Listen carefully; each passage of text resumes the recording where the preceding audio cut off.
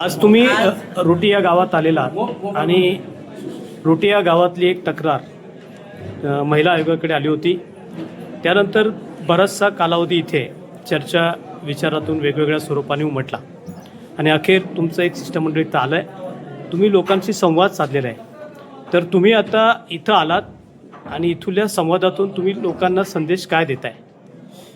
महाराष्ट्र हे पुरोगामी राज्य आहे असं आपण सगळेजण मानतो आणि त्याप्रमाणे आपली कृती असेल किंवा आपले विचार असतील याबद्दल आपण सगळे महाराष्ट्रातले लोक दक्ष असतो. आणि महाराष्ट्राच्या या पुरोगामी असण्यामध्ये ज्या काही अशा प्रकारच्या रूढी परंपरा अद्यापही चालू आहेत त्याबाबत काही जागरूक किंवा त्याबद्दल ज्यांना आक्षेप नोंदवायचा आहे असे लोक शासनाकडे येतात आणि शासनही त्यामध्ये पुढाकार घेऊन त्यांचं प्रबोधन करणे असेल किंवा कायद्यामध्ये काही दुरुस्ती करणं असेल किंवा नवीन कायदा आणणं असेल, जसं अंधश्रद्धा निर्मूलनाचा कायदा शासनाने आणला तर त्या प्रकारे शासन प्रबोधन करण्याच्या भूमिकेमध्ये असतं. आणि शासनही असा विचार करतं की एक पुरोगामीपणाचा पुढचा टप्पा आता गाठला पाहिजे देशाच्या प्रगतीमध्ये किंवा राज्याच्या प्रगतीमध्ये. त्यामुळे कुठल्याही प्रकारे खीळ बसू नये अशीच शासनाची भूमिका असते. या भूमिकेच्या अनुषंगानेच महिला आयोग सुद्धा काम करतं आणि महिला आयोगाचं सुद्धा असंच प्रामाणिक मत आहे की महिलांसाठी जिथे कुठे काही अशा प्रकारच्या प्रथा परंपरा सुरू आहेत केवळ महिलांना त्या पाळाव्या लागतात, त्याच्यामध्ये त्यांच्या इच्छेचा भाग आहे किंवा नाही आहे, ते इष्ट आहे किंवा इष्ट नाही आहे, याकडे शासनानं लक्ष देणं आवश्यक आहे, महिला आयोगानं लक्ष देणं आवश्यक आहे. आणि ज्या वेळेला ही अशी तक्रार आपल्याला मागच्या आठवड्यात प्राप्त झाली त्यावेळेला आम्हाला लक्षात आलं की रोटीच्या ग्रामस्थांशी विशेषतः महिलांशी संपर्क करणं, त्यांचे विचार जाणून घेणं आणि या प्रथा परंपरेची मुळं कुठे आहेत, त्याच्यामुळे कितपत महिलांना त्याचा प्रभाव जाणवतो आहे, जो प्रभाव चांगलाही असू शकतो किंवा दुर्गमी आणि त्यांच्या विचारांना कुठेतरी थांबवणारा पण असू शकतो. तर हे जाणून घेणं आमच्या दृष्टीनं फार आवश्यक होतं आणि त्या दृष्टीनं आज इथे आपण काही ज्येष्ठ मंडळींशी तसेच ग्रामस्थांशी आणि बऱ्याचशा महिलांशी संपर्क साधलेला आहे, ज्यामध्ये एक महिला स्वतः पंचायत समितीच्या सदस्य आहेत, एक पोलीस पाटील म्हणून शासनाच्या सेवेत आहेत, माजी सरपंच ज्या होत्या त्यांनीही आपल्याशी मनमोकळेपणानं संवाद साधला. सर्व महिला मनमोकळेपणानं बोलल्या आणि त्यांच्याकडे ही परंपरा गेल्या अनेक वर्षांपासून जवळपास 200 वर्षांपासून सुरू आहे, त्यामुळे आम्ही त्या परंपरेचा आदर करतो आणि त्यानुसारच आम्ही हे करतो, आमच्यावर कुठल्याही प्रकारचा दबाव येत नाही हे त्यांनी आपल्याला बैठकीमध्ये सांगितलेलं आहे. तर या सगळ्याचा आपण निश्चितच विचार करू आणि ह्या ज्या दोन्ही बाजू आहेत म्हणजे तक्रारकर्त्यांची पण बाजू जी आहे ती पण एक स्वयंसेवी संस्था आहे, ती काही वैयक्तिक कोणाची तक्रार नाही आहे, स्वयंसेवी संस्थेनं ही तक्रार मांडलेली आहे आपल्याकडे आणि प्रत्यक्ष गावामध्ये जे काही आज आपली चर्चा झालेली आहे या दोन्हीचा साधक बाधक विचार शासन स्तरावरती होईलच निश्चित.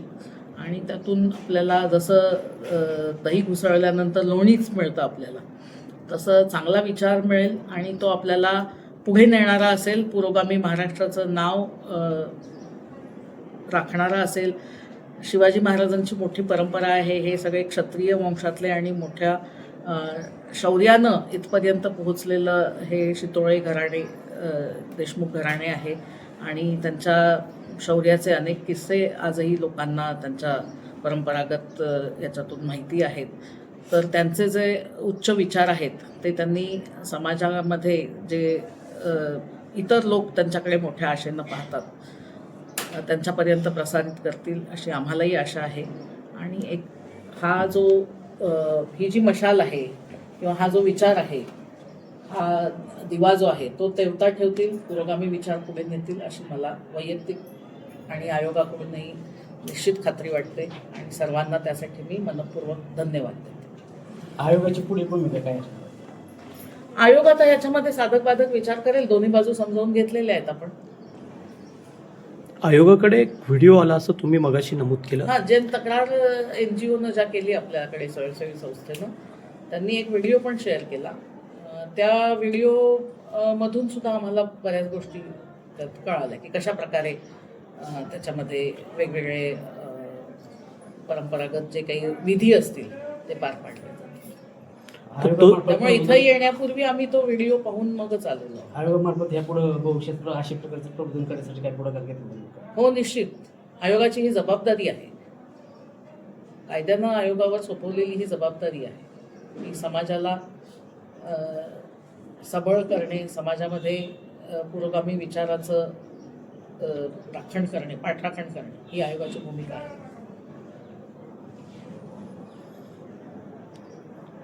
त्यात मला सांगायला अभिमान वाटेल की विधवा प्रथा ज्या अजूनही आपल्याकडे समाजामध्ये आहेत, तर त्याचाही पूर्णपणे आमच्या अध्यक्ष मॅडमने विरोध केला. अगदी त्यांच्या कुटुंबामध्ये जेव्हा त्यांच्या अगदी सख्या चुलत्याचा त्यांचा मृत्यू झाला त्यावेळेला चुलतीला त्यांनी ज्या पद्धतीनं मंगळसूत्र ओढून काढलं जातं किंवा बांगड्या फोडल्या जातात किंवा ज्या पद्धतीनं काही परंपरा पाळल्या जात होत्या त्याला त्यांनी सक्त विरोध केला. म्हणजे त्यांची जी काही भूमिका आहे वैयक्तिक ती सुद्धा अशा प्रकारे प्रबोधन करून स्त्रियांच्या सन्मानाला, कुठेही आत्मसन्मानाला ठेच लागू नये, केवळ विधवा झाल्यामुळे त्या स्त्रीचा सन्मान पूर्णपणे संपुष्टात येऊ नये अशीच राहिलेली आहे. आणि मला हे सांगायला निश्चितच अभिमान वाटतो. पुरोगामी महाराष्ट्राचा विचार तुम्ही इथं व्यक्त करताय.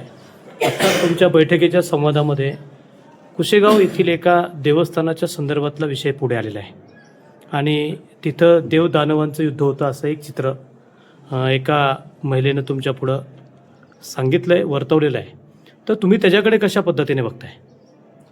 त्याबद्दल अजून मला पूर्ण माहिती नाही मिळालेली. म्हणजे त्याची फक्त मी चर्चा ऐकली आणि आज त्यांनी आपल्याला सांगितलं की लोक मूर्छित होतात वगैरे. मग त्यांच्या बोलण्याचा प्रतिवाद त्यांच्याच गावातील इतर कोणी केला की मूर्छित पडत नाहीत, परंतु ते प्रतिकात्मक देवदानव युद्ध असतं असं.